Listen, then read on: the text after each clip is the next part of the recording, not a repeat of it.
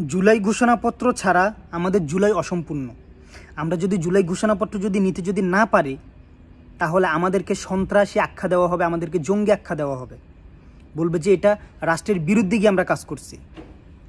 তো আপনারা যারা হাসনাত ভাই, সার্জিস ভাই, নাহিদ ভাই, আসিফ ভাই যারাই আছেন, যারাই এখন রাজনৈতিক দল গঠন করতেছেন কিংবা সরকারের মধ্যে আছেন, আপনাদের উচিত সবার আগে এটা নিয়ে কাজ করা।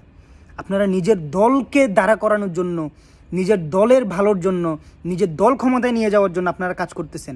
কিন্তু এত মানুষ যে শহীদ হইল, এত যে মানুষ যে আহত হইল, এই যে জুলাই ঘোষণাপত্র ছাড়া যে আমাদের কোনো অস্তিত্ব নাই, এটা নিয়ে আপনারা কোনো কাজ করতেছেন না।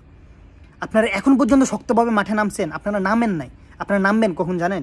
যখন দেখবেন যে আপনাদের দলটা ডুবে যাচ্ছে, তখন আপনারা এই জুলাই ঘোষণাপত্রকে পুঁজি করে আপনারা আবার ঠিক রাস্তায় নামবেন। তখন আপনারা দেখাবেন যে এনসিপি ছাড়া জুলাই ঘোষণাপত্র আসবে না, এনসিপির দ্বারা জুলাই ঘোষণাপত্র আসতে পারছে। এই জুলাই ঘোষণাপত্রটাকে আপনারা একটা ওই বিজনেস বানাই ফেলবেন, বিক্রি করে ফেলবেন জুলাই ঘোষণাপত্রটাকে। আমরা এগুলো বুঝি ভাই, আমরা এগুলো বুঝি, কিন্তু বলি না, কারণ আপনাদেরকে সম্মান করি। তো ভাই দয়া করে রাস্তায় নামেন। জুলাই ঘোষণাপত্র ছাড়া আমাদের জুলাই অসম্পূর্ণ। গাদ্দারি করিয়েন না, বেইমানি করিয়েন না, শুধুমাত্র এখন রাজনৈতিক দলটাকে তোলার জন্য এভাবে মানুষের সাথে প্রতারণা করিয়েন না।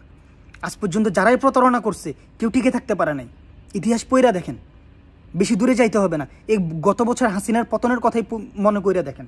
তো যে মানুষ আপনাদেরকে ভালোবাসে বুকে টানতেছে, লাথি মারি দূরে সরাইতে 1 মিনিট লাগবে না। কিন্তু এই পুঁজিবাদীর ব্যবসা, এই পুঁজিবাদীর রাজনীতি, এগুলো বাদ দেন ভাই।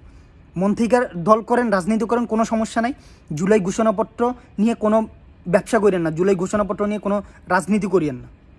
এটা সবার অধিকার, এটা এই দেশের মানুষের অধিকার, এটা আমাদের স্বীকৃতি দিতে হবে আমাদেরকে। অন্যথায় আমরা সন্ত্রাস হয়ে যাব, আমরা জঙ্গি হয়ে যাব, আমাদের উপর কী যে হবে সেটা সবাই জানে।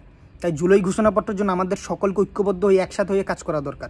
কোনো রাজনৈতিক দলের প্রয়োজন নাই, সবাই ঐক্যবদ্ধ হয়ে রাস্তায় নামা দরকার।